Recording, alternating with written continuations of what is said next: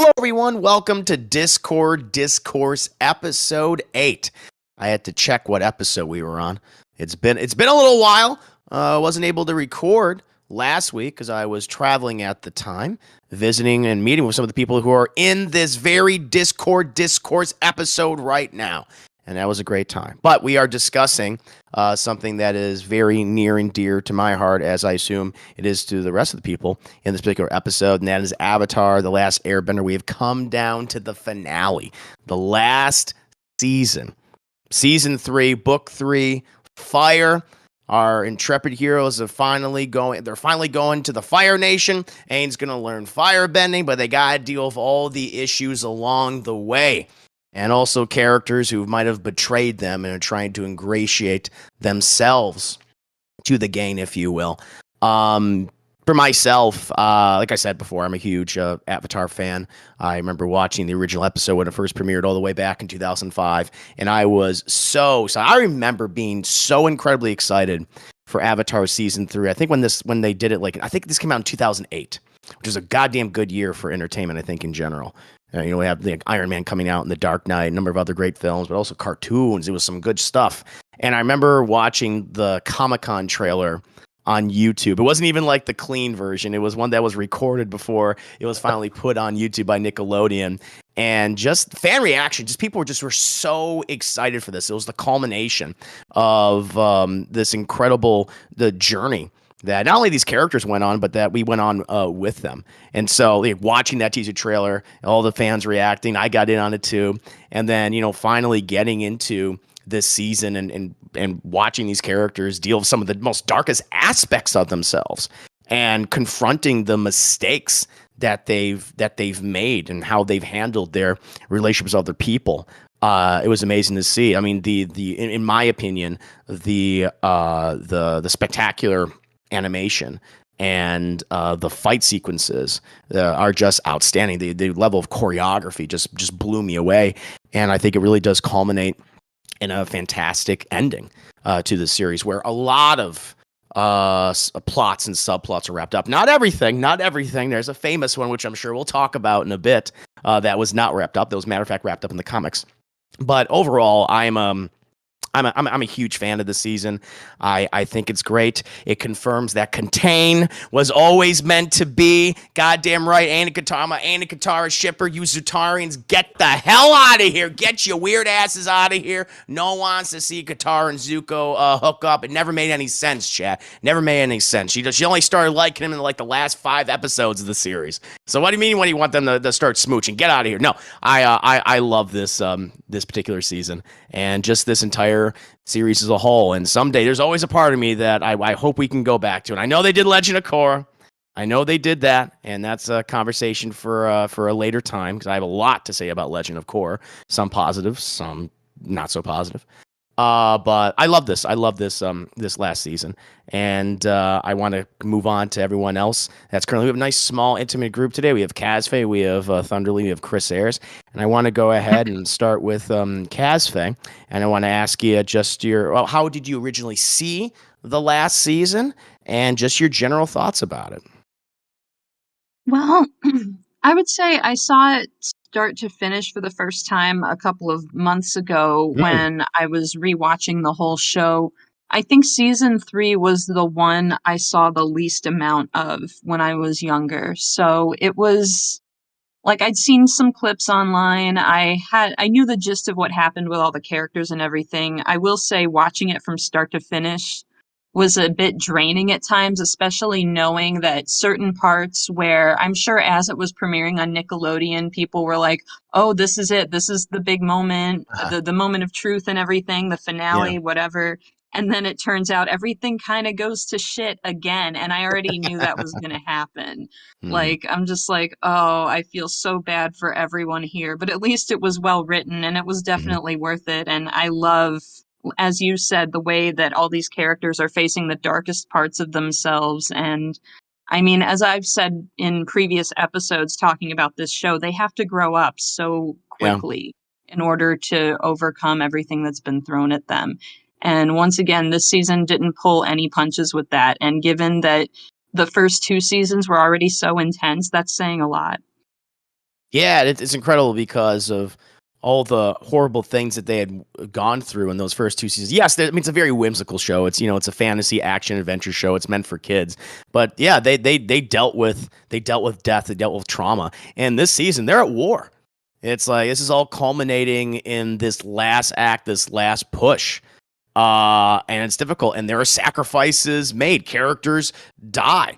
Relationships end. I mean, there is attempted. There is murder. There's attempted murder. There is actions that are taken that would result in the death of children.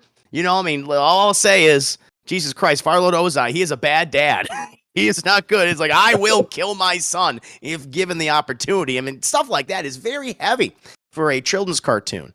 And I really admire it for that. So I'm right there with you.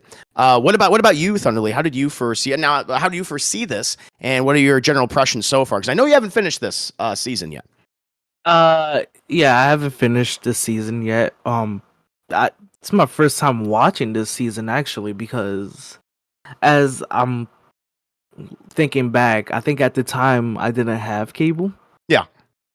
So like, I probably did miss this season.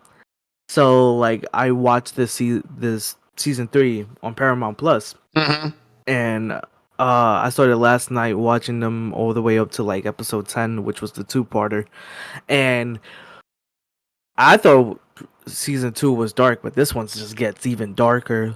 Even though like this season kind of starts off in a way like, oh, this is after the big final battle in season 2, and then all of a sudden, hey, we're gonna go to dress up as Fire Nation people because now they're in the vicinity. So Yeah, well, they're like, living in the Fire Nation. Yeah. yeah. So like I like that whole thing of them trying to like, be in there trying to act like them, but secretly there was people knowing that they were not part of there the whole time. And I really did like the story coming out of this. Now, I don't know what happens in the next episodes after 10, so I can't really have an opinion about those, but from what I saw, I really did enjoy it so far. Nice. Chris Harris, how about yourself, sir? How you originally first saw this and your general thoughts on it? I hadn't seen anything from this season until just a couple days ago when I started from the beginning. Yeah, I've seen the whole thing beginning to end, Right. and this was a really good note to end on. This season, it's like I can think of a couple lulls in the past seasons, but I can't think of a single lull with this. It just had me completely engaged with it from beginning to end. And like Jacob Graves said, when it gets dark, it gets really dark, especially when it gets into the history of a certain character. It's like, holy shit. So yeah, I dug this a lot. Nice. It was brought up previously, just how you have the gang, if you will, infiltrating Fire Nation, the Fire Nation society, its culture, and because we had kind of seen aspects of Fire Nation culture beforehand. Mostly we've got it through the villains' perspectives. I mean, through whether it be Zuko or Azula, or occasionally through flashbacks, featuring Ozai or even Admiral Zhao.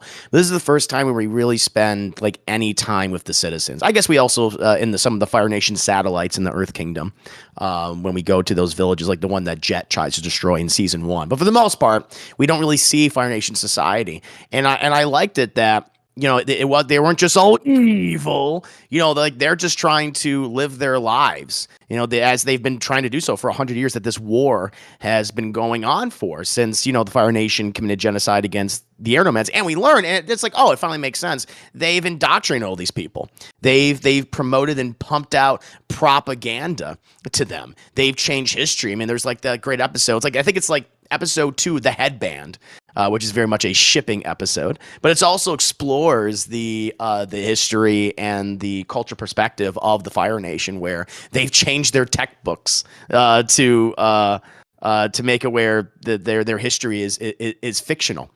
and they give themselves credit, or they're saying that they're spreading the glory of the Fire Nation culture across the world, which is very obviously similar to Nazi Germany and how they spread this propaganda, or like any culture or any nation that had done this in the past. I just take Nazi Germany is just always the popular answer to go with, but it feels very much like that. And I really like that aspect. This is just a free for all at this point. But how do you guys like seeing the Fire Nation explored in this way from the citizens' perspective, and also even some of the characters? This is when Zuko and Azula and like their friends are kind of all living there and experiencing that.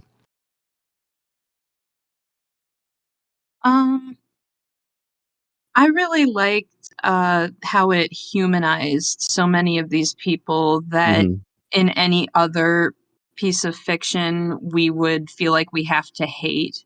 Yeah.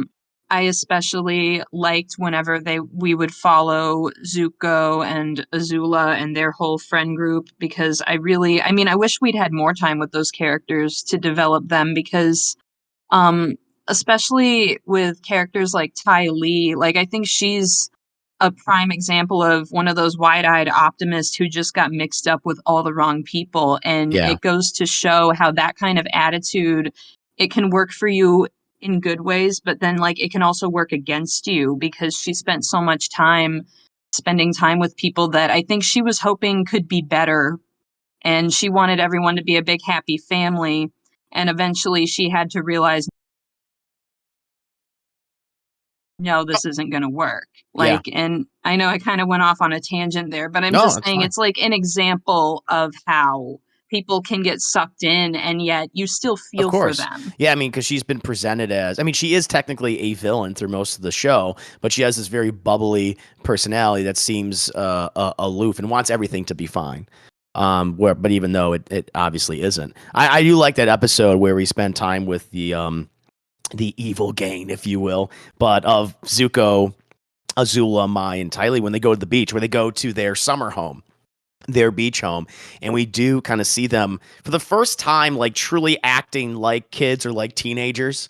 And we have that where Ty Lee, how I love it too, because these animators are horny. I've been telling people for years they are so goddamn horny, and you have like all the other like male figures just lusting after Ty Lee, and there's that one shot when I'm like, all right, I know what you guys are doing, where they have her in that tight little bikini. It's like, geez, this is a children's cartoon. What are you guys doing? And I was like, I know what you did there. I did it for the fans. But no, I did like that they went into that, and how Azula, her entire life has been nothing but war and manipulation, and she doesn't know how to act like a teenager. And every time she attempts it, it's super awkward or it's terrifying. And it's meant as like a joke, but when you really think about it, it's like that shows how just broken and psychopathic she really is. Like when there's this one boy who is like kind of hitting on her and flirting with her, wants to go out with her, and she's like, yes, and we will attain power and we shall rule this nation together. It's like, whoa, he like backs off. He's like, I can't get with this. And I like that. And it even kind of ends, like that entire episode ends on a positive note, even though up to this point they're the villains. Like Zuko, this is before Zuko had his, come to God moment, where he's like, oh shit, I've been doing the wrong thing this whole time. My Uncle Ira was right. I don't want this. I like seeing, even from the perspective of the villains, them trying to acclimate to their society was really cool. Any other thoughts on just the exploration of the Fire Nation culture? Anything you liked or you didn't like, or there was a particular moment, as Cassie was bringing up in regards to Ty Lee, that kind of stuck out to you guys? Something. Oh, go ahead. For me, it was the episode of man, I forgot his name. Sparky Boom Boom Man? No, not Sparky Boom Boom Man. Comedy Relief Man. Sokka, there we go. Where he felt like he was useless, so he goes to like a Fire Nation like master, swordsman. Swordsman, to like get some sort of like, I feel like I could do anything. And even though the swordsman knew he wasn't part of the Fire Nation, he still helped them because anybody could be a swordsman. That's what he said. Mm-hmm. So it's like that. What that came to me is like, not everybody is evil in there. It's just some of them have been poisoned by propaganda, and some of them knew things that they don't like, and they don't want to live that type of way. Well, it also shows that there are people who are well aware what the Fire Nation is, and they're like, I'm a single individual, I can't do anything, but but I still can help people along the way. And it just shows further proof that there are good people, a lot of good people, probably mostly good people that live in the Fire Nation. It's just this, this military class, this royal family that has such a vice grip on everything that makes so many people suffer.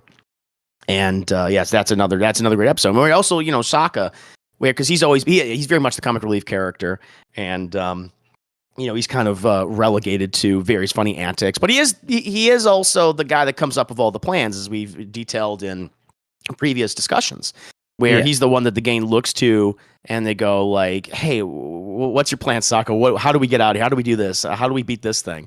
And we see that a lot with him in this season. Not only obviously his physical training, gets his cool meteor sword, but also how he gets over, even it's this small little thing, his public speaking issue, where he gets nervous.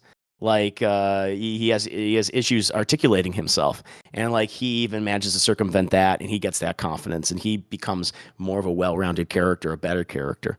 He becomes more of a leader than very much so. Anything.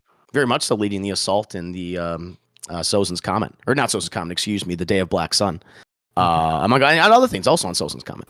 And I really like that about him. What about you, Chris Ayers? Is there anything a moment where they were exploring Fire Nation culture? I mean, there's a lot of examples, but is there something that stuck out to you, or a moment where the characters were surprised by something? There is. It's when Aang weasels his way into going to the school, and he makes friends with the students there, and he pisses off the teachers, as you do when you're a new kid, and he invites them to a cave party, and it drives home a lot of these kids, there's a couple bullies in there who fuck with him and whatever, but they are just kids, and regular kids, they're not really paying attention to politics or war or whatever, they just want to do their own thing. And for me, that kind of added a little bit of humanity to the Fire Nation, along with the other examples that have been listed. And for me, it also kind of added to the stakes of obviously we want Aang to win, but we also we don't want the entire Fire Nation gone. There's got to be a sense of control, and they've got to figure out a way how to win without causing so many casualties. And that added to the show for me. That added something. It just showed that the enemy they're fighting is not just the entirety of the Fire Nation.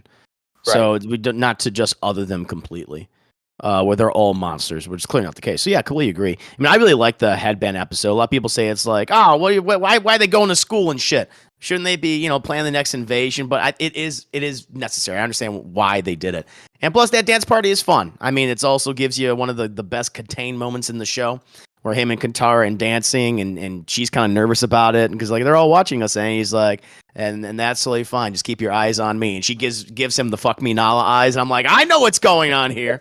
No, I thought it was it's an adorable episode, and one that stands out for those various reasons. Can we bring up that one kid who was just going off on the dance floor? Oh yeah. That kid was amazing. Yeah, that guy.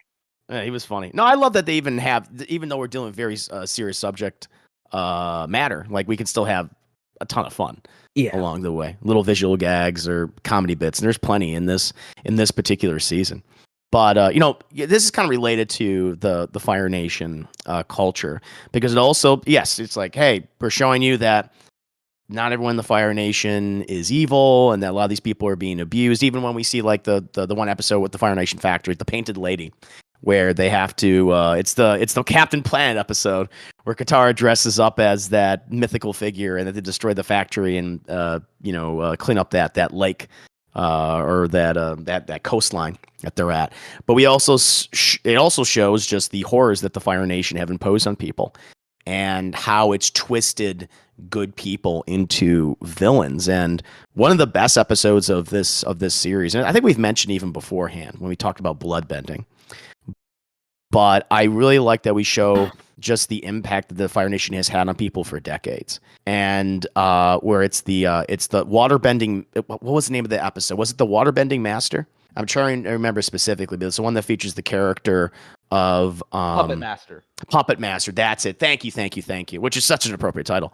Introducing the character of Hama, who is this waterbender who was from Katara's village, knew, as you know, it's in the flashback, knew her grandmother and everything, and was abused and imprisoned in the Fire Nation, and the only way she could escape was to practice this horrific version of waterbending, which is to control the water in someone's blood and to do horrible things to them.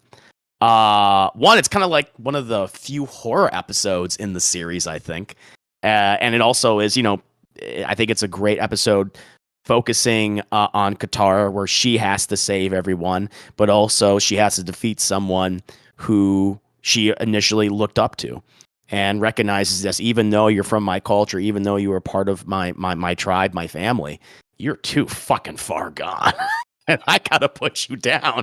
And it features some incredible animation. But that's always an episode that stood out to me, and was great character growth for Katara, but also showing just the horrible impact the Fire Nation has had. Any thoughts on bloodbending? Which is a new subbending type. We've previously seen a couple of other subbending types like metal bending in season 2. But any thoughts on bloodbending and maybe that particular episode and the character of Hama, who only appears in that one episode? It is a very cool and very creepy power that if I met someone who could do that, I would not want to piss them off, because I don't want that shit happening to me at all.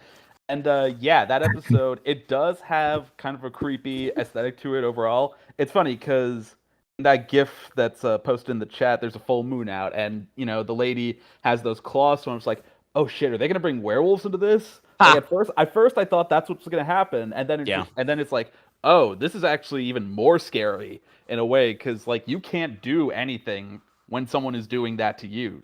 Like that's one of the most horrifying things of all, is having your own.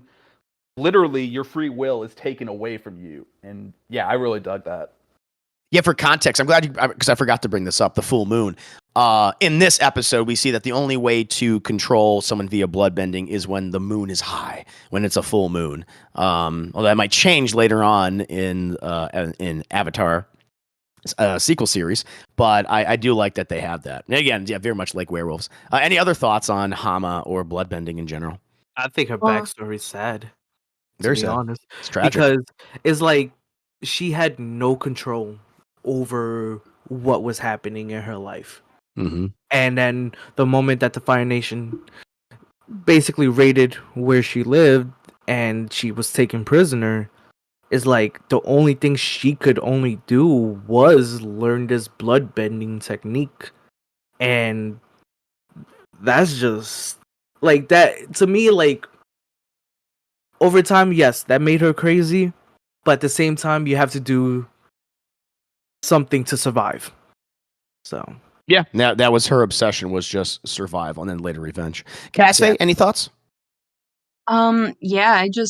I love the way that episode was building the tension. Like, there was always something creepy about that lady from the beginning. She shows up while they're telling ghost stories, and then they show her draining the life out of plants, and like everything around that area is black. Like, the imagery did a very good job of foreshadowing everything, and it's one of the best uses of a morally gray character that we've seen. And also the fact that she becomes somewhat successful in what she was trying to. Well, she is successful in passing on her ability to someone else, because she does the same thing to Katara that other people did to her, and puts her in a position where she doesn't have a choice. And it's awful. And it shows what trauma does to some people. Some of them will turn around and just do that to somebody else.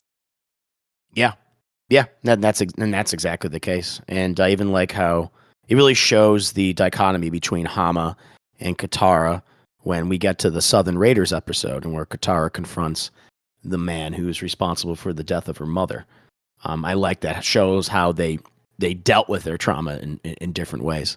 And she even uses bloodbending, I think. Doesn't she? She uses bloodbending in the episode, or maybe I'm forgetting. Yeah, she does. She does for a moment. She does for a moment, yeah, but she chooses. But then she doesn't go too far. Yeah, I know. I just love how in each season they showcase like bending, like they showcase the terrifying aspects of it, because there's something fantastical and whimsical about them controlling the elements. Like season 1, we see just kind of fire bending as like, oh, this truly destructive force. And like in season 2, we get metal bending, and then we think water bending. Oh, water bending, that's great, whimsical control of water and stuff. But then we see like this really horrific version of it. It's like, oh god, and how far you could go with these abilities, and how much destruction you can, reap upon a person. And so I really like that. So I just wanted to give blood bending a shout out, because someone else uses blood bending in Legend of Korra. And I really appreciate how they use that with that character. I love it how it's like, Katara's like, I'm going to make sure this ability is outlawed. And it just spread across the world. I guess everyone just figured it out on their own. Because Herman was the only one who had used it previously. So it's like, yeah, that shit just got out there.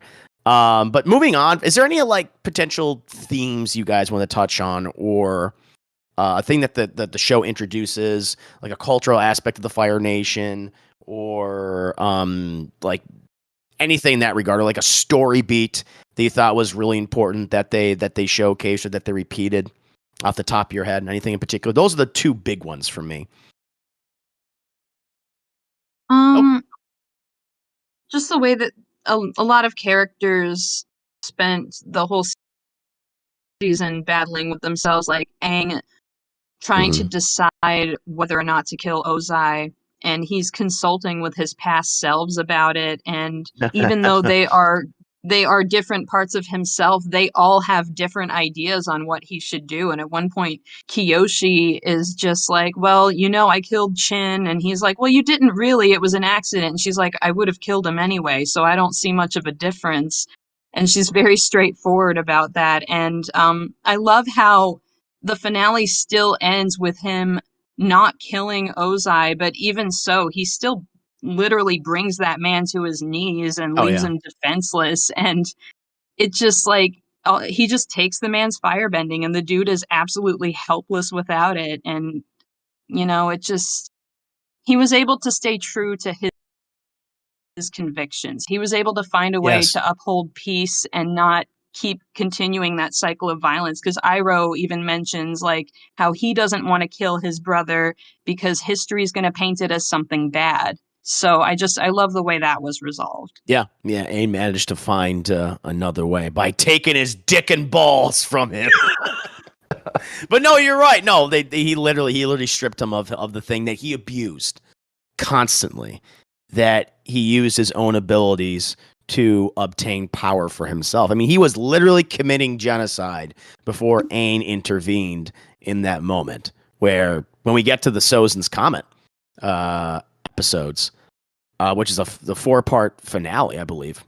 And I think there's 21 episodes this season. They added an extra episode. I'm like, oh, good. But where he's like, I'm going to do to the Earth Kingdom what my ancestor did to the Air Nation. Where he's like, I'm going to wipe all these fucking people out. And Aang, despite that, is like, I can't bring myself to kill you, but I'm glad that he found another way by taking the thing that in Ozai's mind defines him completely, which is his power. So in a way, does truly kill him or eliminate him forever as a threat. As far as we know, we don't know if the comics will continue to explore Ozai as a character. But no, I'm glad you brought that up about Aang's moral dilemma. Like a lot of the characters are dealing with that moral dilemma of like, should I kill this guy, or should I just kind of let bygones be bygones, or find another way? I do like Katara has that, and Zuko has that with both his father and even his sister, and I really like that. But moving on from that, we're talking about these characters, talking about Aang in particular. We can just kind of. We've already mentioned certain aspects and what they have gone through throughout this entire season. But I like how we see Aang, first time with hair, which I think is really cool. And then when he was like a little baby in like a flashback, we see him for the first time with hair, and he is broken completely. Like how long? I think it's like a month or so after the events of book 2, and they've been on the run. His hair has grown out. Katara has been taking care of him, basically giving him therapy. And he looks emaciated. He looks tired. He feels guilt ridden. And I love how in that first episode, his first thing is, I can't let anything bad happen to my friends or my family at this point, considering them family. And he tries to go out on his own, but he's just so broken and battered that they inevitably have to come back there and rescue him. But I like that, and that, especially in those first 10 episodes before we lead up to the Day of Black Sun, when they choose to invade the Fire Nation, where he is kind of always in a state of recovery. And he's really reliant more on his friends now than ever. Now he's weakened, and that the Avatar state has been stripped from him because of his chi being blocked and his unwillingness to let go his love for Katara. But I really love seeing Aang this season. Even his struggle with his feelings for Katara. Like he really wants to like that. I love you, and he wants that relationship, but we're at war, and it's complicated because she wants that too, but she's fighting, and we don't need that distraction. But he's horny, and he's like, I don't know what to do. He's got the hormones. They both have the hormones going. So I love that. They really do focus on that aspect, and then inevitably finally getting what he wants and what Katara wants, and ending his arc and becoming the fully realized Avatar he was always destined to be, despite all the horrible things that have happened throughout these 3 seasons. But any other thoughts on Aang and his struggle, and how he finally does become indeed the Avatar?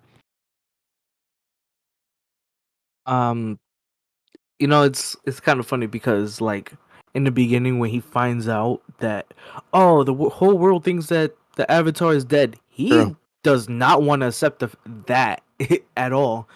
But he has to because he needs to recover, and he needs to blend in with the society of the Fire Nation for now, as he's recovering. So like it's a moment that it's him going through this journey of kind of refining himself. Sure. Oh, definitely.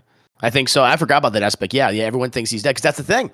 Zuko, Azula gives Zuko credit for killing the Avatar, where she doesn't take credit, and so she also has something on Zuko because she can't help herself. And so yeah, it's like this. It's the secret that multiple people are sharing, whether it's also the villains or the heroes. But yeah, it's Aang's just his frustration of not wanting people to lose hope that he's dead. That he wants them to believe that he's still alive, but he knows that fuck yeah, it's smart in hindsight. So we can continue what we're doing in secret. It's a good point you brought up. Any other thoughts on Aang's journey in this, the culmination of all of his struggles throughout these seasons? I had to leave for a little bit, so No problem. I don't know if anyone mentioned this already, but yeah, the fact that he has to spend at least the first chunk of the season undercover because everyone thinks he's dead, and it fucks with him because he can't do anything to help, and he wants to help, and that endears you to him even more as a character. Is the fact that, like, yeah, he's a kid and he wants to have fun, but he also realizes what he has to do, and he wants to do as much good as he possibly can. And the fact that he can't is an issue for him, and that makes the character even more compelling, and it makes you root for him more. Yeah. No, I totally agree. Like, even if it's small things, it's like, well, I can't take action against the school, but I can, I can literally throw a party for these kids, make them like live their lives and loosen up a little bit. The Footloose episode, if you will, of Avatar: The Last Airbender. But just also ingratiate him to certain people. I really liked those calmer episodes, the calm before the storm, if you will, when we finally get to the battles and the war itself and the invasion of the Fire Nation. Cassidy, do you have any thoughts on just Aang's arc this season, the culmination of his entire journey? Anything else that maybe we didn't bring up? I'd say those episodes where like he was feeling really anxious. I think it was leading up to the eclipse and everything. He wasn't sleeping. He kept having those nightmares and everything. And, at the same time also being distracted by trying to let Katara knows how he feels. Because at this point, everyone thinks this is going to be the be-all, end-all, but they also know they're not really ready for it. And it just, I also liked that there were moments of comedy in those episodes. But yeah, it just... Sorry, I just... No, it's fine. No one put you on the spot. But no, I agree. I'm glad, like I said before, I'm glad they have those lighter moments, because, Aang is dealing with the most responsibility he's ever had in his life at this point. And he's dealing with the fact that he failed so thoroughly in the last season. And while also going through puberty and having all those hormones a-raging. And so he's got a lot on his mind. Even like when he's like you mentioned before, like it was before the invasion, when he's hallucinating because he hasn't slept well. And he has this whole thing where he finally reveals to Qatar, what does he say? Baby, you're my forever girl. Yeah, that was hilarious. He's like kissing like a sheep or something. So they still have it where, they have these comedic little bits. And I like that. And I like that. It's adorable. It's super cute. And Appa and Momo is talking and fighting each other. Oh, yeah. No, I love that. Yeah, it still has those little goofy moments, so it's great. And I just love the culmination. Like, he gets everything he wants, which is what he deserved it. He went through the hero's journey. You suffered, okay, and now you're going to get everything you want, Aang, as he should. And, moving on from Aang, we can always bring him back up, of course, but talking about Katara, and she has, a similar arc to Aang. I mean, obviously being a very maternal figure towards everyone, really she is the glue that keeps everyone together. Without her, this journey would never have happened. Everything would have, I believe, fallen apart. But, she's dealing with a number of aspects what I think are really interesting. One, she's dealing with the fact that the savior of the world, and it's out there, is completely in love with her. And she's like, I got to balance this, but also not to rebuff him at the same time, because I also have those feelings, but we're at war. She has to deal with that, which is difficult. She has to deal with the fact that she is confronted with her father's murder as the opportunity to confront him and then possibly murder him out of revenge. Also dealing with that conundrum of like, should I take this life or should I not? And the other thing is having to, and we'll talk about this character in a bit, because very interesting, but having Zuko join the group, where everyone for the most part, Aang, Sokka, and Toph, it's like, they all have their individual episode of Zuko, the Zuko episodes, if you will, after the Eclipse two-parter. But she's the very last one to warm up to him, pun not intended. Where she's like, I don't fucking trust you. And she, to the point where she's like, if you hurt him again, like Aang, I will kill you. And I'm like, I love it. The thing is, people are like, that's too me. It's like, no, it makes sense. The fact that he had that moment, she brings up that their meeting in the cave and how you're not a changed person. And I love that she is it's that maternal instinct kicking in. And also probably because she loves Aang. It's like, if you ever hurt him again, I will kill you. I'll put you in the grave. And I love that about her. She's fantastic. In this season, I think. I mean, I loved her in season 1, season 2. I think she's at her strongest here. And I love how they showcase her water bending as well. So many incredible action sequences, whether it be against Hama or later on in the Eclipse or even the finale when she's fighting Azula. Was like, oh, it's awesome. But any thoughts on Katara, like a moment that you really liked with her, or just, your general thoughts on her arc throughout this? I definitely feel like in this season, it really sort of plays with her status as the mom friend. Like, she's definitely cracking under that pressure. It's shown a lot in that episode with Toph, where it seems like she's torn between trying to keep people in line, but also trying to endear herself to Toph and bond with her and almost be more like a big sister, I guess. And then they end up going too far with that whole thing. And I also like how in that episode it shows her waterbending her sweat, and it foreshadows just how skilled she is and the things that she's willing or able to do in moments of desperation, because that gets brought up in the bloodbending episode. And I just like how Well, it's worth mentioning when she finally helps Zuko defeat Azula, she doesn't have to use bloodbending even once. And I was worried True. that she would, and I wondered what that would do to her. And for that matter, I like the friendship that she develops with Zuko, and I don't think it has to be anything else. Like, I always found it weird people latched onto that. I can see where there were moments that might have teased it, but it wasn't enough that them just getting together in the end would have made sense. And I just think having them both there fighting Azula, it kind of, in a subtle way, helped bring her character arc to a close because she was able to fight for sure without using blood bending, which she also learned in the episode about her mom. But, like, you know, and also she and Zuko sort of definitely were friends after that, even after having so much friction all that time.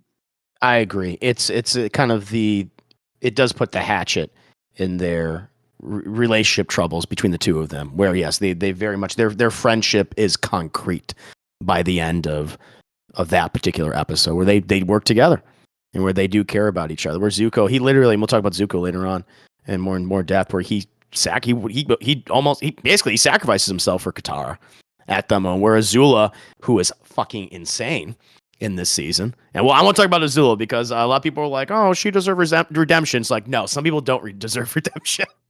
I like that that they didn't have it for her. But where Azula's like, and then instead of hitting Zuko, I'm going to go for her, you know, to make him truly hurt. And he's like, shit. And he takes the full brunt of that. And I was like, oh, there you go. Now they're totally in sync of each other. And I really like that about them. So great point to focus on the Zuko and Katara relationship and how far they've come to the point where he's like, I will kill you to like, oh, I like you, man. I like you now. Any thoughts on Katara's arc, Chris Ayers or Jacob? Her arc, especially like it's been mentioned, dealing with her coming to terms with what happened to her mom. Like we finally learn what exactly happened to her mom. True. And how determined she is to find the guy who killed her, to track him down. And at first she wants to kill him. But then when the time comes where she has the opportunity, she realizes like revenge isn't the way. Like it's not going to bring me peace. And the whole point of her is to find peace within herself. And she's able to do that without killing anybody. The fact that she's able to do that speaks to a larger thing within the show about learning when to spare someone's life, because taking a life can cause so much more damage. Yeah. And also she saw that guy was suffering living with his mother. It's like, oh, you're going to suffer far more being alive than dead. And so I kind of like that. Yeah, it was so shitty of him to like offer up his mom. Oh my God. Yeah. So you can kill my mom if you want. We could trade. I killed your mom. Go ahead and kill my mom. I was like, wow, you deserve to have a miserable life. But yeah. No, like I said, I think Katara is an amazing animated character, and I've always is she my favorite character in the show? Probably.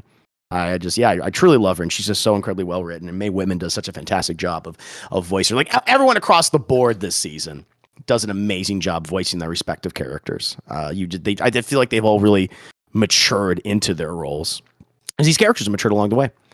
Unless everyone has any other thoughts on Katara, we can move on to Sokka. We already kind of covered Sokka to an extent. I think Thunder Lee, you brought up a lot of aspects of his character. Dealing with, one, he's kind of always he's been very self-conscious about his abilities. He's the non-bender of the group. And he mostly relies on his brain, but he does get those moments where he's like, I can perfect certain skills, or I can work on certain skills that I've always wanted to, where it's his swordsmanship. And I like that we have that Sokka episode right there. And it's also very funny, but he's also matures and becomes more self-confident. And then we see that again in regards to the invasion. And it's a culmination of like all these ideas he's had and his intelligence and how he's become more articulate. Like I love that during, the Day of Black Sun, that he becomes a leader. He really truly, because like it's funny. He always played soldier. He always played soldier in season 1, especially when we first meet him. And Katara like mocks him for it because it's ridiculous because he doesn't know what war is. And yet here he is a year later, commanding troops in a war. fighting against the enemy. But like that one scene of him on top of Appa leading that charge. It's like, oh, it's just the visual representation of like, and then you think back in season 1 where he has this dorky little snow fort. Like, look how much he's grown. I love that. Just have those images side by side. So, and obviously during the Sozin's Comet, leading the assault against Fire Lord Ozai's airships, which he had a hand in creating, which I think is very funny. He's like, oh yeah, they've upgraded them, which we'd also see like the prototype versions during the Day of Black Sun. He's like, shit, came back to bite in the ass, which I thought was very funny. Because I always I'm thinking that it was the Battle of the Northern Air Temple when the Fire Nation's trying to attack those new people that live there, and they're like, oh, we're just gonna steal this fucking war balloon and use it for ourselves. I thought was very funny. But yeah, any thoughts on Sokka's arc, or just any particular moments that really stood out to you featuring the character? Oh, and his relationship with Zuko, of course, during the prison scene and him finding Suki again. But any thoughts on that? I like how he's just a prime example of that type of character who is different in terms of how he views the world. Like that whole thing where he's training to be a swordsman, especially when he has to do any sort of art project. Like there's a part where he paints his face and just hits the parchment with it, or like he draws a really crude drawing of this really beautiful landscape, but he adds a rainbow to it, and you can tell that the teacher is just very endeared to him in that moment. I found it endearing, actually. It's just like he mentions it towards the end of that episode, that he likes Sokka's mind, and he in a way has the mind of a warrior. Yeah, no, fully agree. I love that, where we see Sokka being Sokka in the best way possible. And he's a goof, but he is the most endearing goof, and one that is competent. I think I talked about yesterday. Oh no, I talked about in regards to like I recently saw Resident Evil, and like you can have like a goofy character in a movie, but if that's just all that defines them, if they're not competent, then they quickly become annoying, and that's what prevents Sokka from becoming annoying in this series or in this season, is that there are aspects to his character which showcase his competence and his intelligence and his skill, but he's also just really funny too, and that's what works so well about him, and what makes him so endearing, as you said.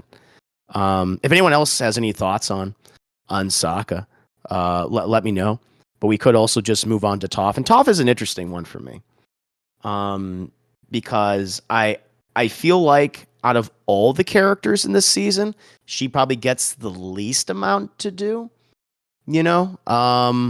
Like even she doesn't get, like, she even remarks like, I didn't have my little adventure with Zuko where everyone else did. Not that she's bad or that she doesn't have some great moments or interactions with the characters, but I feel like that she is the one that the writers kind of like, we don't really know what to do with Toph at this point. Did anyone else feel that way about Toph? Or maybe again, it's been a while since I've watched a number of clips, but I noticed that the clips I was watching didn't really have a big focus on Toph. Still obviously lusting after Sokka and is very jealous of Suki. But did anyone have any thoughts on Toph in general? Toph did kind of have, well, she did have one episode, but with that episode, it was like, oh, she's scamming the scammers. That right. Was the whole episode, which was like, I think it's funny that she's using her earthbending to like scam the scammers, but then she ends up scamming other people too. Mm-hmm. But like, what that episode really did was also try to like connect her with the other characters, especially with Katara, where they really just use her to build up other characters, and yeah. she was useful during like the raiding during the battles. The battles, yeah, but she wasn't really used much. Yeah, I thought she was. Yeah, no, I agree. I think of all the characters this season where there was so much time spent focusing on Aang and Katara and Sokka and Zuko, that she kind of got the shaft And she was mostly, I mean, yeah, they showcased her physical prowess, of course. I mean, that scene when she, especially when when it comes to like the really cool action scenes, I think that's when my mind tends to like, oh yeah, when Toph made that fucking armored suit, at the invasion, and I thought that was amazing. I thought that was so goddamn cool. And how she's like using metal now, incorporating it so much with her earthbending. I really like that. Some great visual stuff with her, or some of the more comedic things when she pretends to be the Fire Lord, the Melon Lord. I thought was great during Ain's training and how that even traumatizes him. But yeah, I just felt like out of everything, if I have a criticism for season 3, it felt like the writers are like, we don't really know what to do with this character now, other than have her be really cool, and she is, and showcase her bending abilities. But there wasn't like a big. Like emotional moment that stood out to me, other than maybe of her bonding with Katara, where they had that. Whereas Cassie brought up earlier, where Katara is very much that kind of big sister to Toph's little sister. Yeah, I think they kind of also use her to like continue the joke of she's blind. Like, they repeat that gag again. Yeah, it's like it's over and over. I'm like, okay. Yeah. But moving on from, does anyone have any thoughts on Toph? Chris Ayers, Kazfe? You feel like maybe I'm wrong or I'm being too hard on her? No, I'm not. I haven't had a problem with Toph's screen time in this season so far. In fact, she's still had so many like awesome gags, especially during the episode when they go to see the play, and she's the only one who's happy with how she's portrayed, because she's like the big, like Schwarzenegger level tough guy who's the badass. It's like, yes, I love this. It's like, and she like, even when she is constantly like fucking with the rest of the group and like punking them, and even then it's like that's probably like my favorite moment with her through the whole season. I do want to talk about the Ember Island players, because that is the episode before the finale.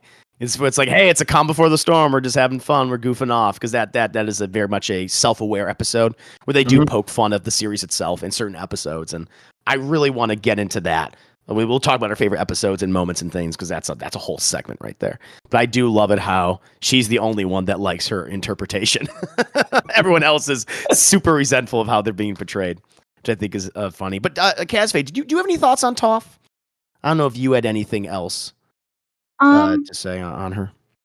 I liked the fact that they let her be a badass in the scenes that it was necessary. So like, definitely they wouldn't have survived without her. I do agree that she should have had maybe more character moments. Like, I think they played with the idea of her resolving things with her parents again and didn't really move forward with it. But I can see where there also wouldn't have been room for that. Maybe they were going to continue it later. But I don't know. I guess at least it wasn't too glaring. And I also like that she was so forgiving of Zuko. And I think that really helped everyone else become more forgiving of him, because she was the one who got burned by him. But she's still like, well, I don't think he meant to, at least. Which I didn't think she would. Like, I thought she'd hate him. Yeah, that's a good point, where she was probably the most accepting of Zuko at first. Where it's like, that's kind of her general attitude. Where I guess she is, even though she can be a little rough and too blunt, and maybe she can rub people the wrong way to a certain extent, especially with someone like Katara. It's like she was one of the most agreeable people that interacted with him initially, which I thought was interesting. And so, and that's probably what Zuko needed too, because he's like, I can't have everybody hate me at first. So I kind of like that they had a nice rapport. I guess that's why they didn't have an episode where they spent time together. Where they didn't have like the duo of Zuko and Toph. But I wouldn't have minded that. I wouldn't have minded that personally. And then of course, hey, we're talking about Zuko right now. Much like Aang, he had an incredible journey throughout all these seasons, and here he's found himself in a very complicated position of gotten everything he could have wanted. He's back with the Fire Nation. He believes he has the love and respect of his father. He has a goth girlfriend in Mai. I mean, the people seemingly love him. He has everything that he could ever want, and yet he's still unhappy. And yet he's still dealing with all of this guilt. And it's not the first episode where he's like, I changed my mind. It's like, it takes some time. It takes him a few episodes, where even to the point where he learns that Azula gave him credit for killing the Avatar. He's like, okay, I got to make sure that fucker is dead. So I'm going to send Sparky Boom Boom Man to go after him and kill him for me. And so he's still doing all these things.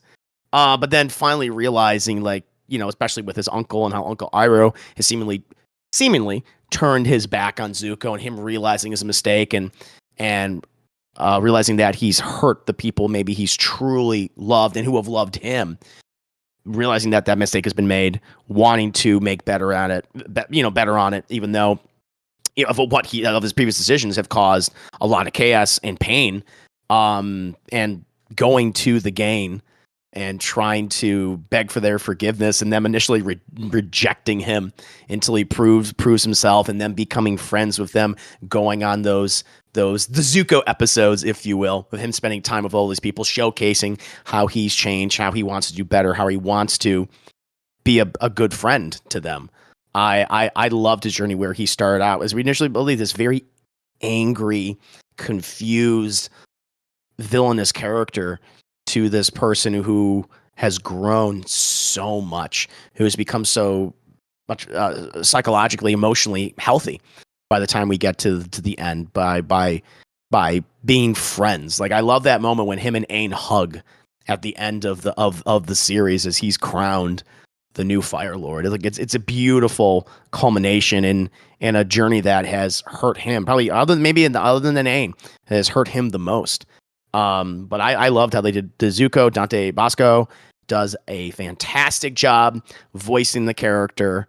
I mean, there's so many moments with him throughout this entire season we can go into, and I'll just lead up to you guys. Was any thoughts on Zuko and any particular moments that, like, this really hit you with him? I think Zuko, I really liked his dynamic with May, first of all. Like, yeah, it's cute.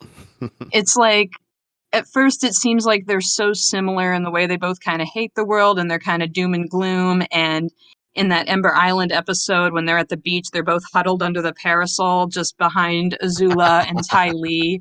And I just love how that really establishes who they are as a couple.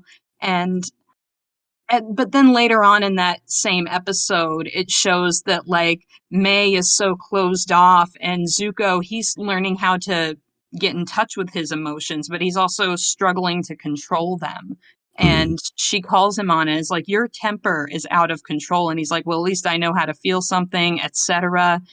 And, I'm glad that, like, throughout that episode, they both are able to help each other through those issues. And I'm glad, he had to confront May again at Boiling Rock, which is also one of my favorite episodes this season.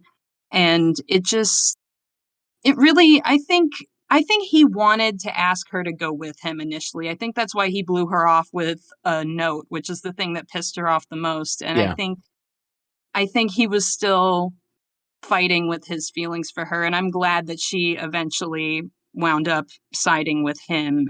And I'm sorry if I went on a tangent about her as well as him. I like the way she served as a foil to him, where, like, they're so similar, but also so different. I love the relationship in the show.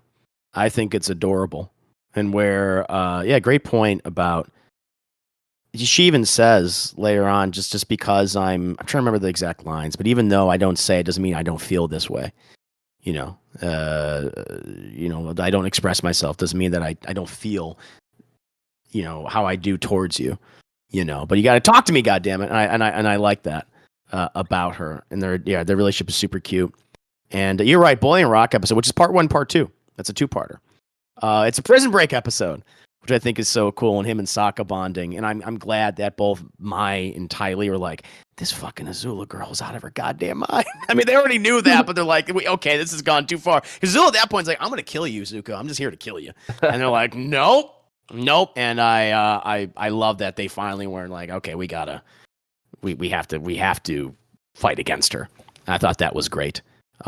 Great kind of culmination to their respective arcs, and just realizing we can't fight this war when we know we're on the wrong side of it, and we're dealing with a psychopath. And we're friends, quote unquote, friends of a psychopath. Any other thoughts from anyone else in regards to Zuko this particular season? I like the fact that Zuko, like, he very much completes his transformation into a hero in this season. Yeah. And I love the struggling that it takes for him to reach that point because Yep. he sucks at expressing himself so hard and making his opinions known to people. And he's not a people person at all. Like, it's so goddamn awkward for him to like try to become friends with the main team, with the main heroes. Mm-hmm. And it makes it even more satisfying when he finally does cross the line with them, and you know they officially trust him and he becomes their friend. And when he finally reconciles with Uncle Iroh, like, that scene was beautiful. Yeah, when they're both crying. And Uncle Iroh, I'm glad you actually mentioned him. Sadly, Mako, who was the original voice actor, he had passed away before he could record, and that's why Iroh has so few lines this season. Yeah, and why I he's noticed mostly that silenced. I noticed that watching it, like, they're really going out of their way to give him as little dialogue as they possibly can. He is voiced by Greg Baldwin, who, funny enough, would go on to voice Aku in the 5th season of Samurai Jack, who Mako famously voiced in the previous 4 seasons. He when he does voice Iroh, I think he does a good job. It's not exactly Mako. It's not his fault. I mean, that is always difficult for an actor to come in and then you're replacing this iconic character, beloved character. Like, everyone loves Iroh. He's the grandfather. He's the uncle that you would absolutely want in your life, like that rock. And so I don't, and I understood the struggle of the writers. Like, shit, it must have been very difficult for them. How do we write around the passing of an actor? But I do think that those emotional moments hit very hard when Iroh and Zuko finally have that conversation where they embrace, where Iroh forgives Zuko. It's beautiful. It's a very beautiful moment. And to give credit to the actor, if I hadn't known what was going on with Mako and the whole thing, like, if I knew nothing about that going in, I probably wouldn't have noticed any difference in the voice. Yeah. No, it's a good point. No, he does a very good job. He does a very good job. There's one other moment with Zuko that just really stood out to me, and it's when he finally goes to confront his father during the Eclipse episodes, during that 2-parter, where, and again, voiced by Mark Hamill, who does get more to do this time, and how he's just realized after all this time, like, he finally says what we've been all thinking is, like, what you did to me all those years ago when you physically deformed me was wrong. And it's like, yes, yes. And it's like, you never loved me. And I finally realized that now, and my efforts to get your respect and love for all these years was a waste. And I know that what a piece of shit you are. And I'm like, God. And then Ozai's like, yeah. And he tries to kill him. And then he tries to fucking kill his own son. Just like, yeah, you just know that Ozai just had this resentment towards his son. Always viewed Zuko as weak. And in that moment, when soon as the fucking eclipse passes, when the little bit of that sun's peeking through, his first thought is to kill his son, just showing what a sick individual he is. But I love that Zuko was able to fight back against him. They don't really, I think that's the last time him and his father see each other until the very, very, very last episode of the season, when he goes to confront him about his mother, which is one of the arcs that is not wrapped up in this series. It's done in the comic books, but the writers realized, oh, fucking shit, we have so many subplots that we forgot to close, and that's one of the big ones, is the Zuko's mother, which is resolved. So you want to check out the comic, you want to see how that plays out, I recommend it. But that was always a moment that really stuck out to me, is like him finally, because that needed to happen, him confronting his father, telling him what a shitty dad you are, which I think is so funny because it's Mark Hamill, who famously played a son confronting his shitty dad multiple times. But Thunderly, did you have like a moment with Zuko? I know you're only 10 episodes in.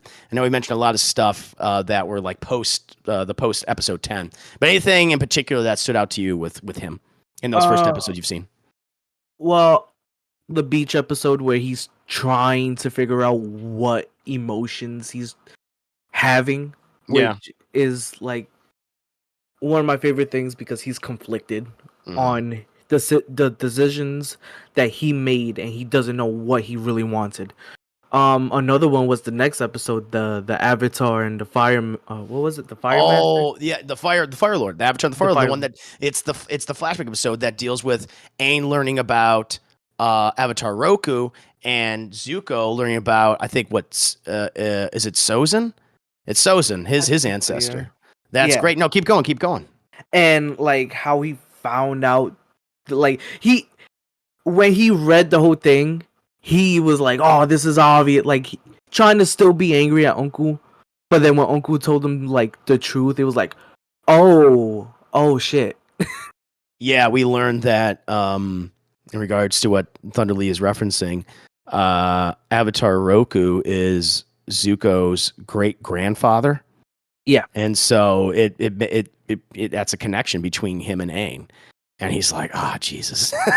And which makes him feel even more guilty about all of his choices. That flash episode. So see, I forgot to mention that. There's so many great episodes this season. The sheer amount of content, like something we have to return to this series and just talk about individual episodes and arcs. There's so much to them.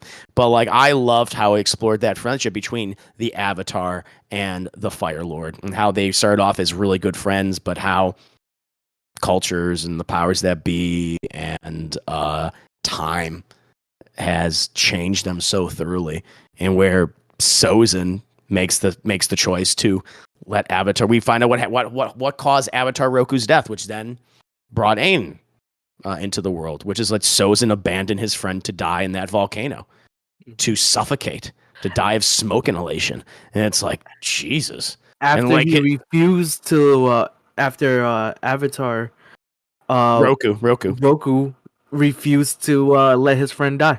Yeah, that's right. Yeah, he could have killed him, but he chose not to do it. Yeah. It's no, go ahead. And he was backstabbed right after that. Like, that is, to me, that was my favorite episode because you get to see like kind of like the origins of very much so. Started the whole thing. Started the war. Yeah, because he knew, like Sozin knew, it's like the only way I can put my plan in the action is to kill you, to get you out of here. Mm-hmm. And then he commits genocide upon the air nomads right after that, 12 years later. Which is it's like, well, yeah, you shows how far that man has fallen. Mm-hmm. And so, but yeah, I love that when Zuko learns about that. I think that's great. Does anyone have any last minute thoughts about Zuko before moving on to his evil counterpart? Just that I really loved the episode that he had with Aang where they learned firebending from those dragons and they learned that whole dragon dance and everything. I thought that was a good little adventure for them to go on, and their friendship really does bring things full circle as far as Sozin and Roku. And it's a very healing episode to watch in that aspect, but also like it's also a beautiful moment to realize that not all the dragons are gone. And it's also funny at the end where they do the dragon dance, and everyone kind of roasts them for it. It's cute. I totally agree. That's out of all the characters, those are the two that needed that episode because they have been rivals. It's hero v villain for them for 2+ seasons, and so they needed that. They needed to put that to bed and finally bond and realize they have more in common than they do differences, and they have that shared history of each other, which is beautiful. So I really like that as well, and of course it has the humor in there too, which is so good. Unlike Zuko, who finally has a happy ending and learns to grow as a person, we have his sister Azula, who completely loses it after this particular season, where this is where we really start to get into just how insane she is and the abuse of her father, the effect that it's had on her, and how she just can't really function in society or even in a leadership-esque position. I love seeing her unravel, particularly in like those last 10 episodes. Where it reminded me, even though the movie had come out years later, but in The Favorite with Olivia Colman, and it's like the Queen, and how she's always constantly screaming at people like, "Look at me, dog! What are you doing?" And I just love that, and that's what Azula is. She's a crazed monarch, who she has all this power. She doesn't know what to do with it, and she should not be in the position that she's in, and she's dealing with mental illness. But she's also just a sadistic piece of shit. And one of my things that I appreciate, because this has been a criticism lobbied at this particular season, and it was that Azula deserved redemption. And I'm like, after everything she's done, some people don't deserve redemption. Some people are just bad people. And I love how it ends with her after being, because she's not firing on all cylinders. She's not at her peak anymore. Not at all. Zuko is a better firebender than her by the end. I mean, Katara is, finally is the one that defeats her, but Zuko would have defeated her.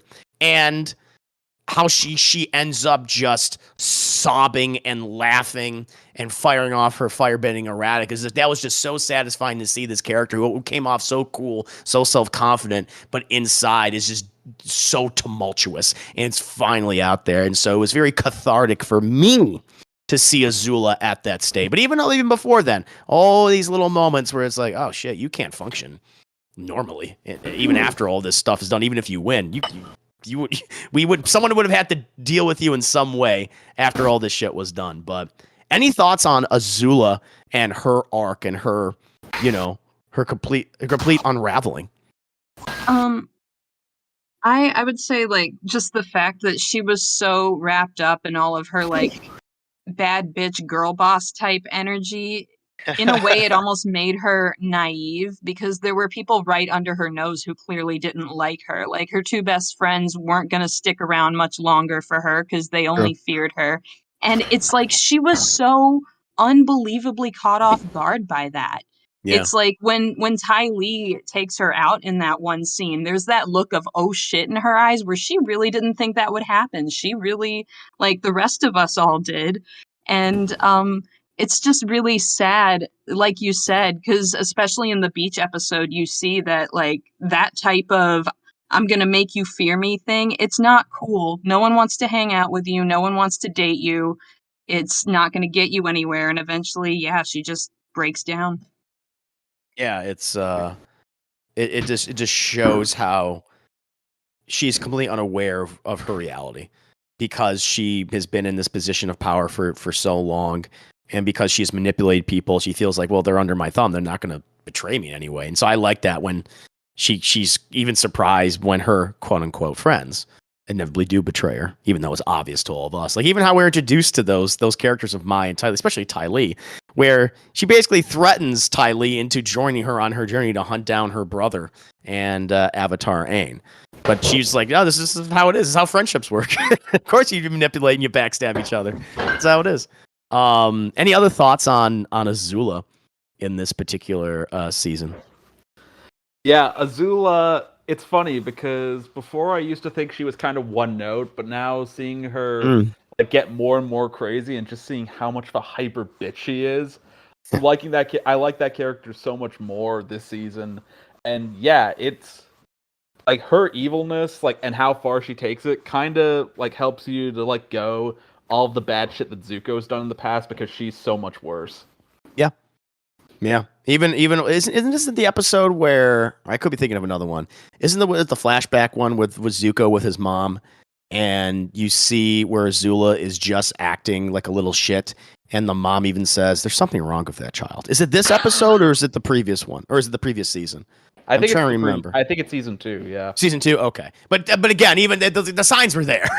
I'm raising a psychopath, but it just shows that, like, even the mother's like, I don't know how to deal with you.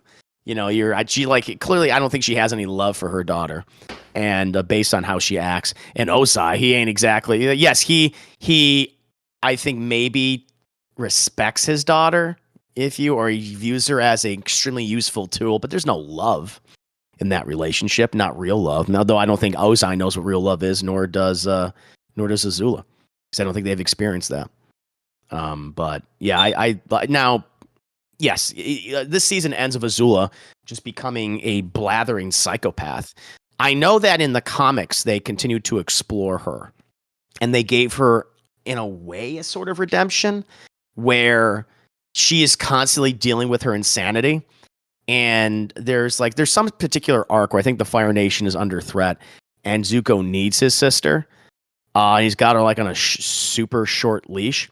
But in her insanity, she believes that the only way for the Fire Nation to continue, because the Fire Nation is under a lot of pressure because of the war for 100 years. So you have a lot of people are like, reparations, goddammit.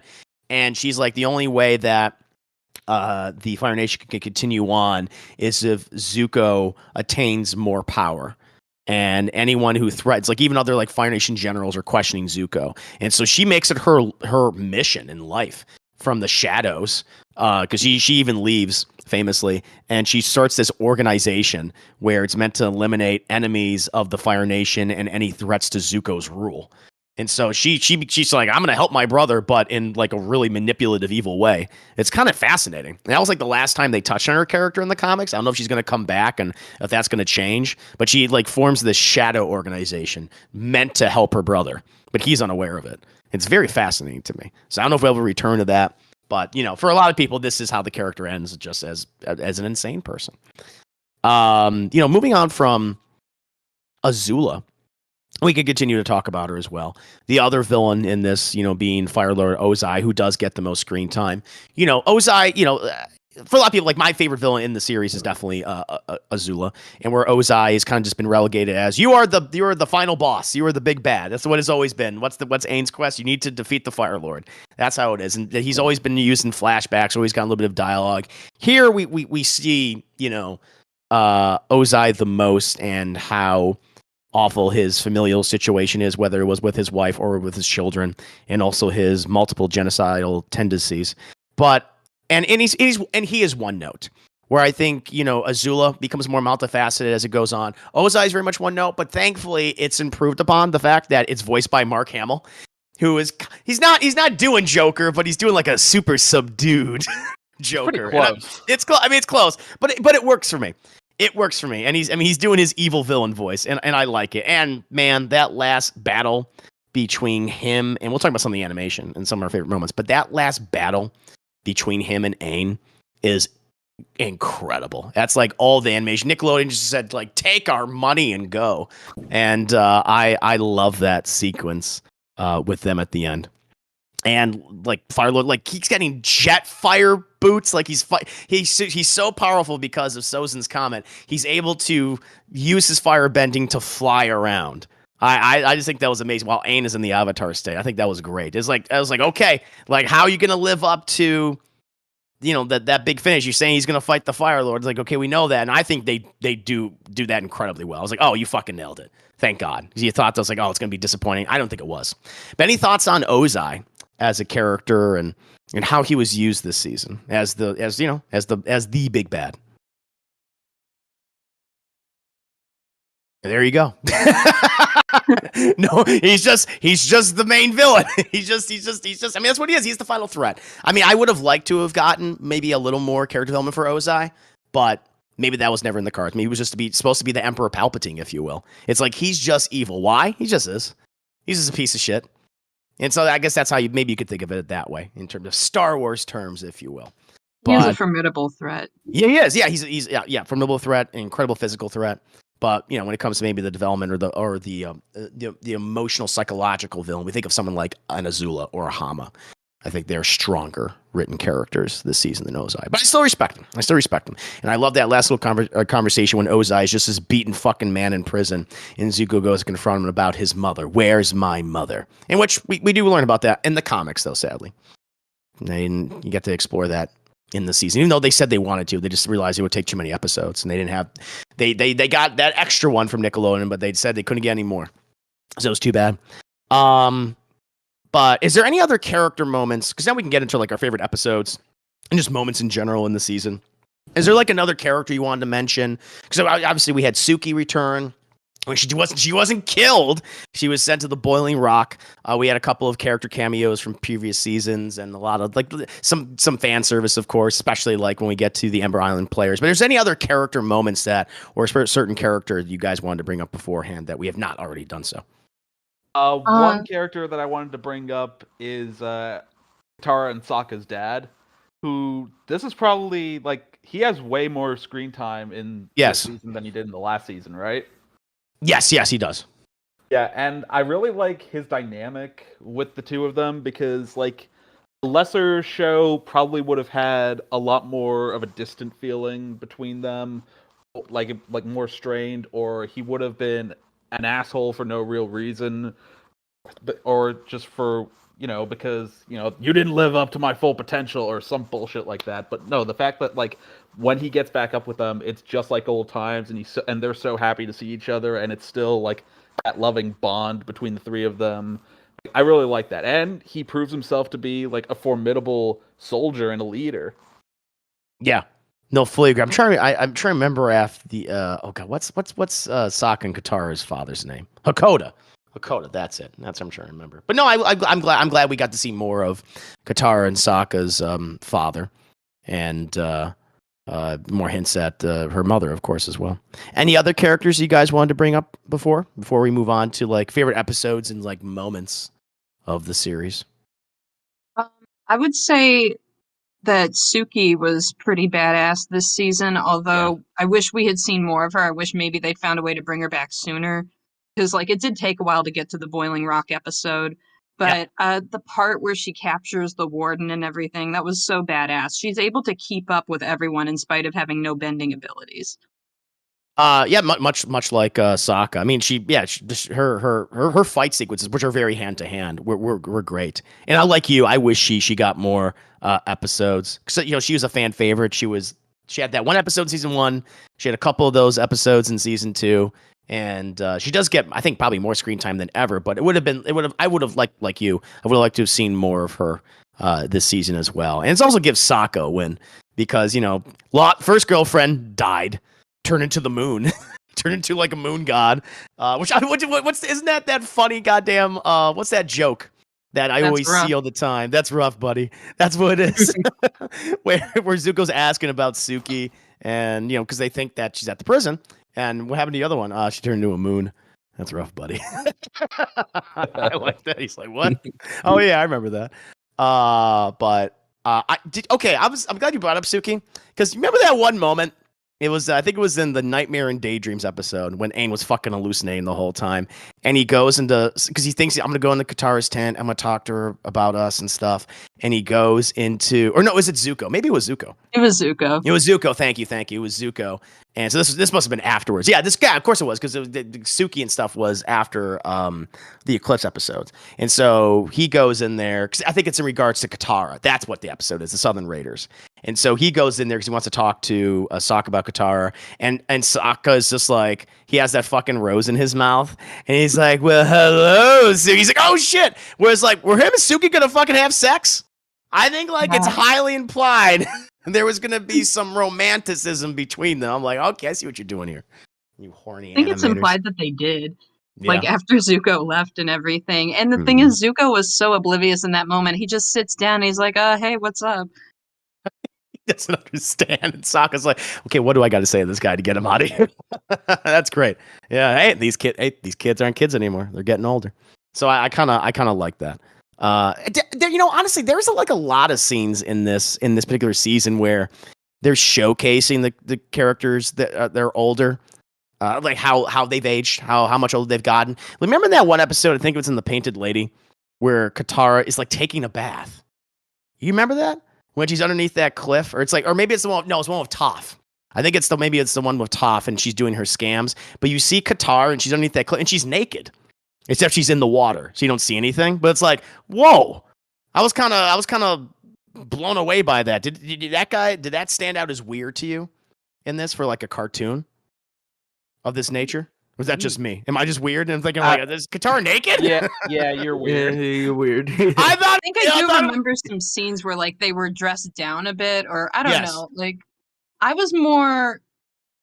What stuck out to me was just how, as the series went along, they became more like disheveled looking. Yeah, they just stopped caring. They do change their wardrobes in this season because they are blending with the Fire Nation.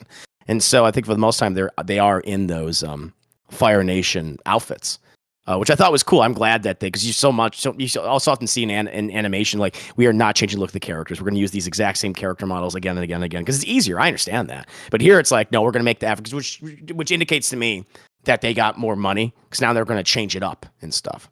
But I just noticed, basically my point is, I just noticed how they matured the characters and maybe put them in situations that we don't normally see children in. Like, they're very much they're turning into teenagers at this point.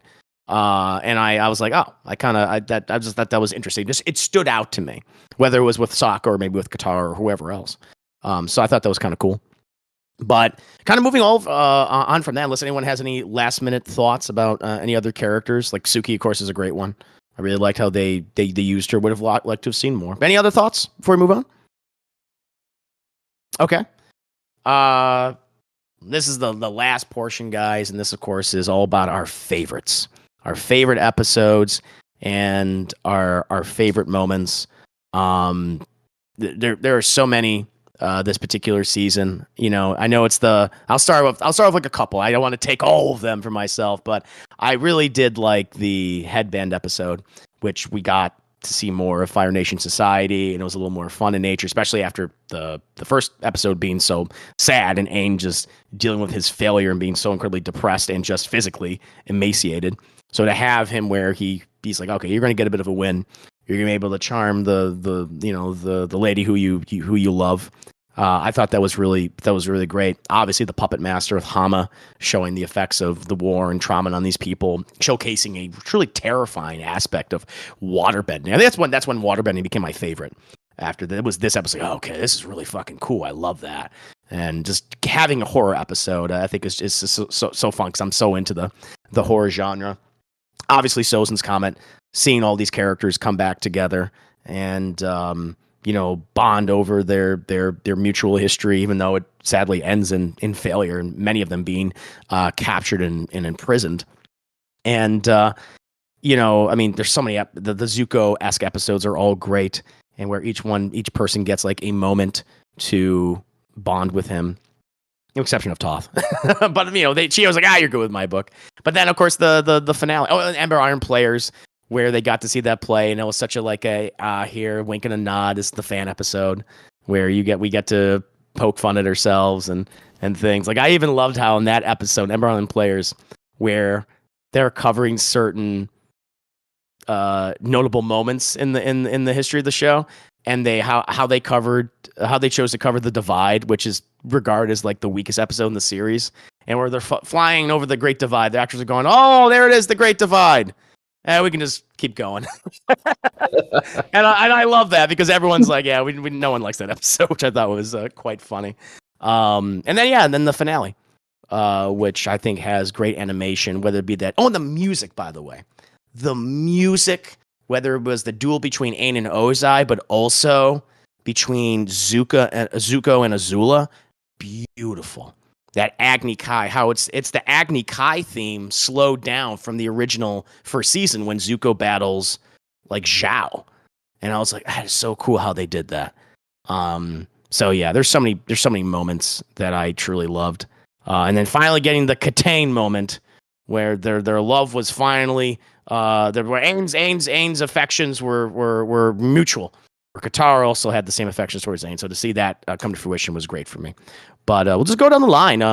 Starting with Kazfe. Kazfe, your favorite episodes and some of your favorite moments of this season, the last season of Avatar: The Last Airbender. Well, I'd say that Boiling Rock was a big one. It had a lot of pivotal character moments, especially with May and Ty Lee and Zuko and everything. You know, Zuko and May have their talk, and I remember that moment where he shuts the door on her because he still doesn't trust her to be on his side. And the way they look at each other, like you can see it in her eyes that she's going to side with him later. And then she's like throwing knives. And I love all the moments that showcase her knife throwing. Like she's another one who's really good at keeping up with everybody. And she's like, I'm saving the jerk who dumped me. I freaking love that line. That is a good line. The moment, again, I think I already mentioned where Ty Lee takes down Azula, and even she seems surprised that she did that, you know? Like, she decided in that moment where she wanted to go. And it just, what else? The beach one, just watching the villainous characters sort through all their emotions, and also how in the Ember Island Players, there was that undercurrent of dread because they're watching propaganda, and with the way the play ends, it's them all dying. Yeah.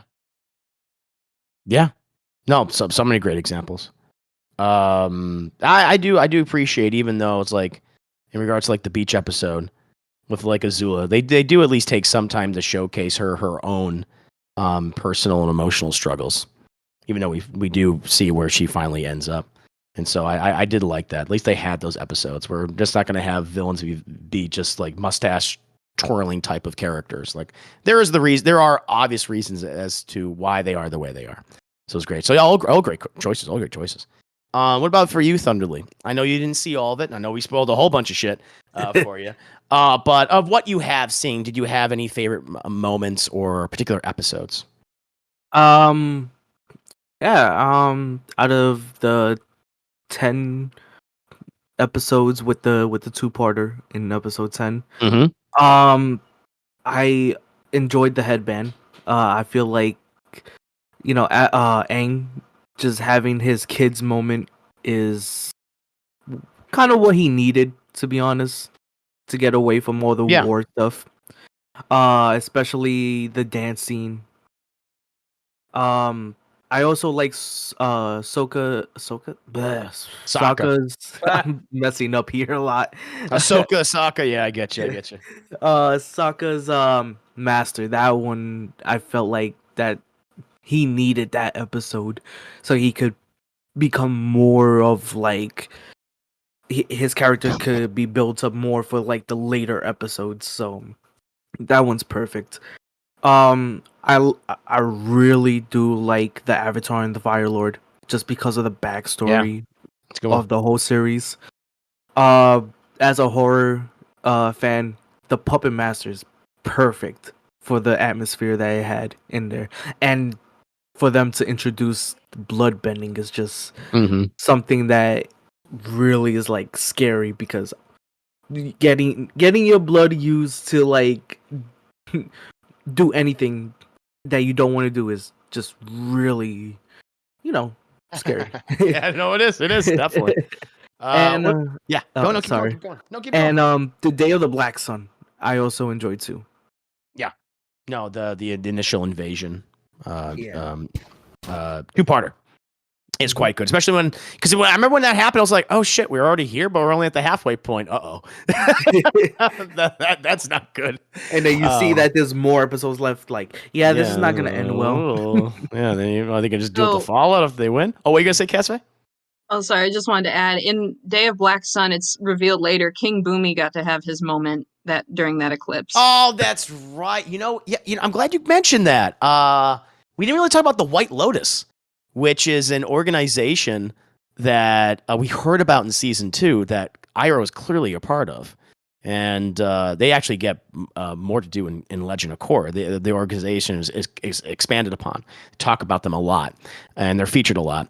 But it's like the secret society that every member of every nation or a lot of like certain characters that we've come across before are members of. And so the Swordsman is a part of the White Lotus organization.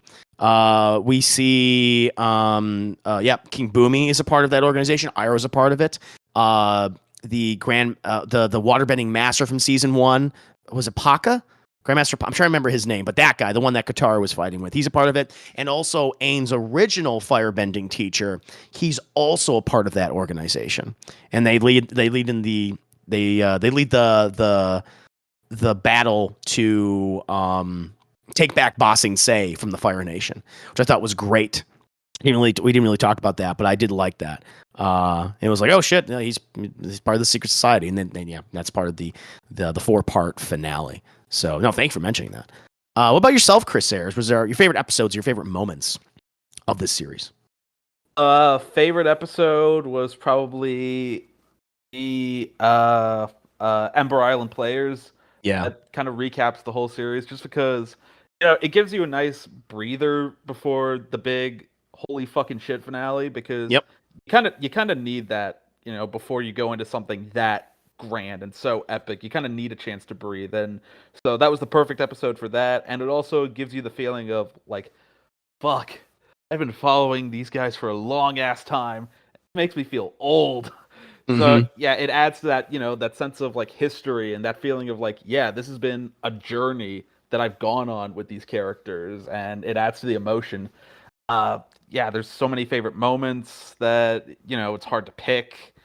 Probably a lot of my favorite moments are when Zuko is coming into the group and making amends with everybody and becoming their friend, and it's so satisfying to see his journey complete.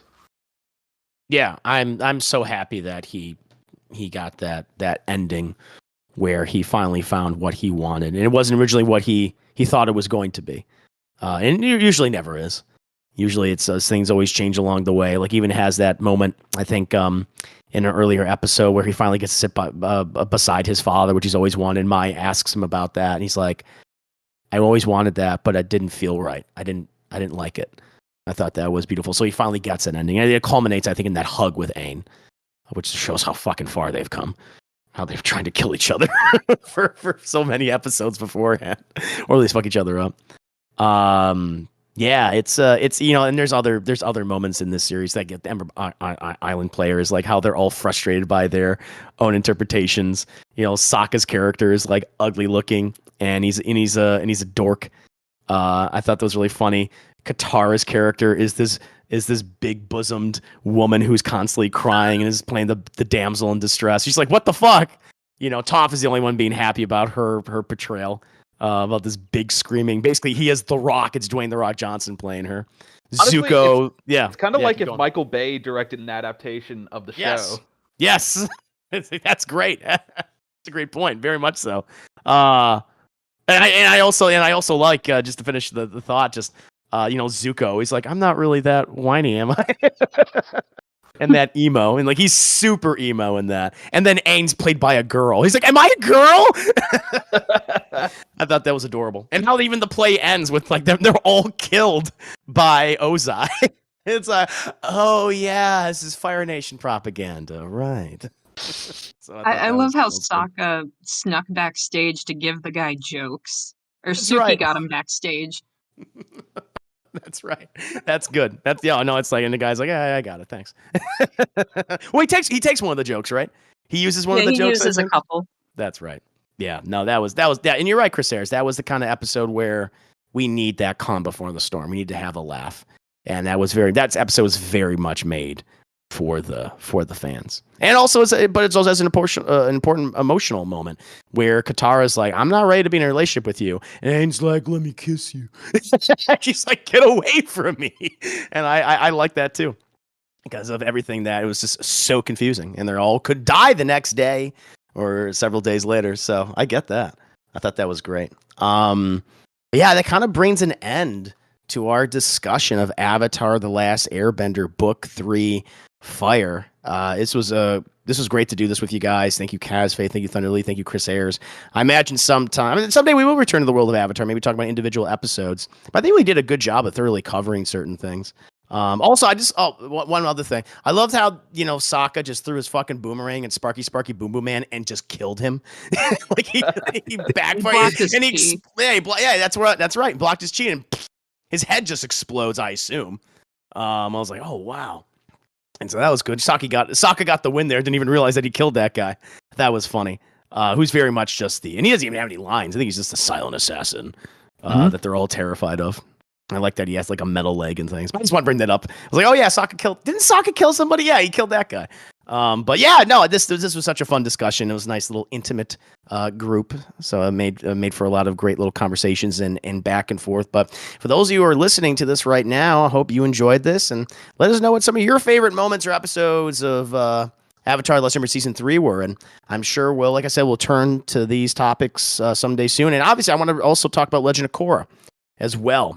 Those seasons might be easier to review since those are less episodes. Usually they're only about 10 or 12 episodes per season. So that I'd be interested in talking about because I've not seen that in quite some time. And I have very mixed feelings on that series. And certain seasons I love and others I just do not. And so I think that'll make for a really good conversation. But any last minute thoughts from everyone before we leave? If you have something else to say or to the people or to myself or about Avatar. Well, I hope Sokka. We'll go down the line. Kazfae, you start first. Oh, sorry. I just hope Sokka got that space sword back. Oh yeah, he loses. He's like, space sword. I was like, I hope so too. Oh, that was an emotional moment because that was so cool. That sword, black blade, and everything. Yeah, right there with you. Thunderly, what do you have to say? Watch this show. This show is basically the pinnacle of my childhood growing up. You know, it was this and X-Men, Wolverine and the X-Men. Those two series. shows were like the highlight of growing up. So when like they're on Netflix, they're on Paramount Plus if anybody has those. So You have options. You have options. You can watch this right now. It's not hard. It's not hard to watch this series. And Chris Harris, did you have any last minute thoughts? It lived up to the hype. There you go. This man is a recent convert to the Avatar: The Last Airbender group, to the fandom, if you will. So there you go. Ringing endorsement from Mr. Ayers. But again, guys, thank you so much for doing this with me today. And I'll see all you guys next time. Bye. Bye. Bye. Bye. Yay, we did it. Very nice.